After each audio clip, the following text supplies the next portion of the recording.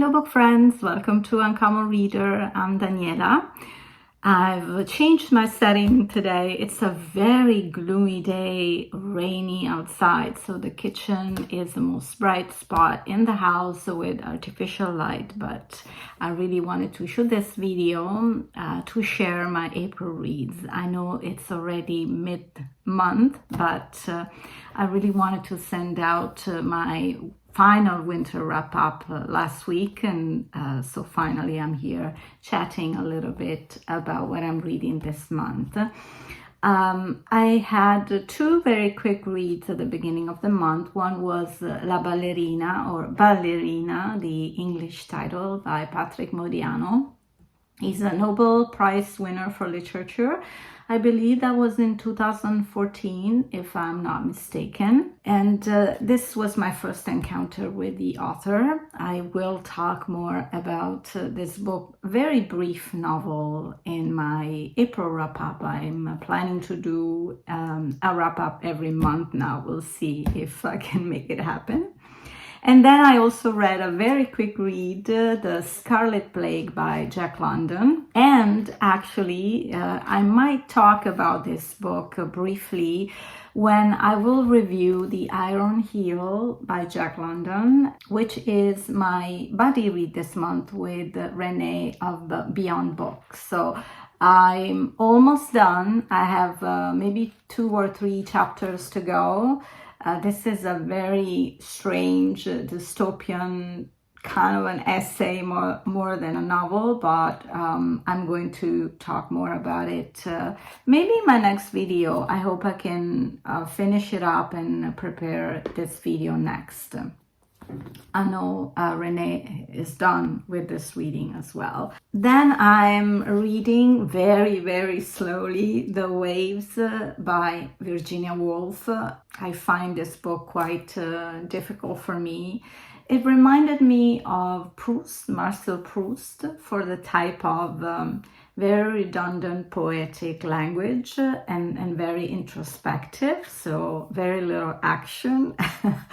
But I have to admit, discussing this book with the booktuber with whom I am hosting a book club on my Italian channel, to have a different perspective while reading. And also it made me think of the fact that, we want that immediate gratification, not just in life, but also in readings lately, I guess. So I decided to put myself in a more contemplative space, and so I am able to enjoy certain moments of The Waves, but I'll tell you more when I'm finished.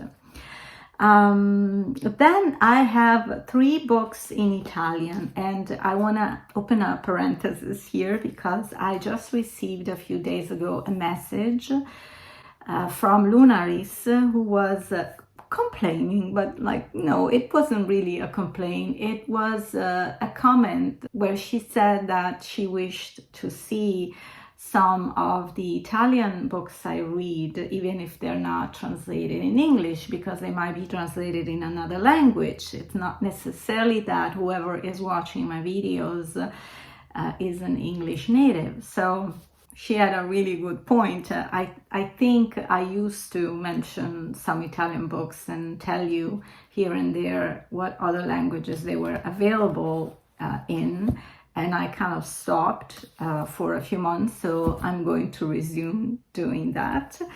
But unfortunately, all these 3 books that I have here are actually not translated in any other language. But I think I have a solution for this. First book that I've already finished is by Emanuele Trevi, who is one of my favorite contemporary writers that I discovered maybe a couple of years ago. And the book I read this April was Invasioni Controllate, which I could translate in Controlled Invasion.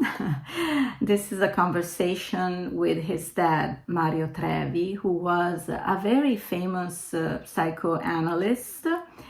And the reason why I mentioned this book that's not translated is actually because Emanuele Trevi had written another book dedicated to his father called La Casa del Mago, The Magician's House, which is not translated in English, but it is translated in French, and of all languages, Arabic. So I was surprised, French, but not other, European languages, only Arabic. But hey, give it a try if you read these languages, because La Casa del Mago was a very beautiful, endearing homage to his dad. And so he's moving into what was his dad's studio. And he shares some memories of his childhood and his relationship with his dad, but also a very funny moments of his present life. For me, Trevi is an author that's kind of like a comfort read, and his tenderness and wittiness and just the lightness that he uses even when he has to speak about important and somehow heavy topics. He's really good at it.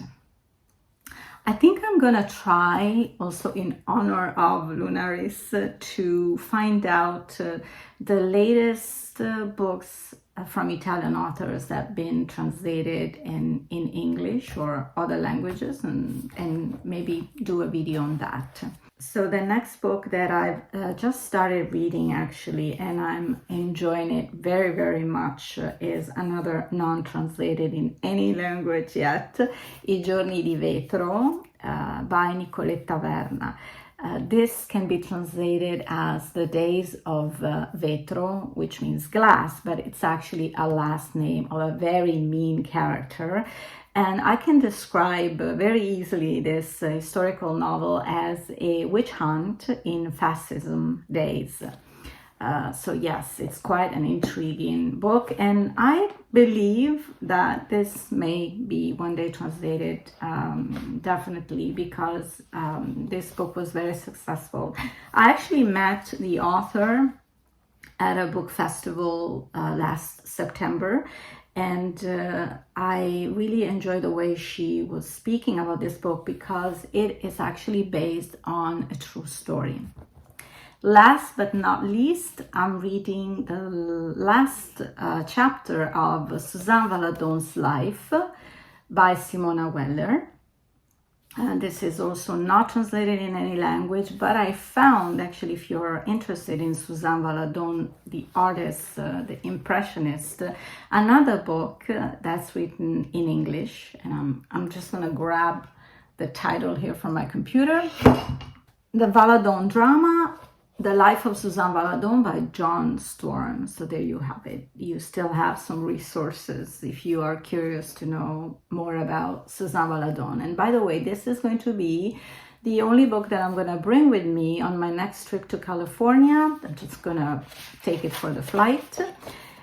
Because I think the first thing I'll do after dropping my carry-on at home is also to keep awake, fighting jet lag. Is going to be going to the library, especially at the Friends of the Library corner, and to purchase a few used books that will make my May TBR, and possibly also finishing up my April reads as well. So I'll keep you posted, and hopefully a few vlogs as well coming up while I'm visiting. I'll be there until the 26th of May, so lots of fun adventures await. I look forward to it. So thank you for spending some time with me today and for supporting my channel. I truly appreciate it.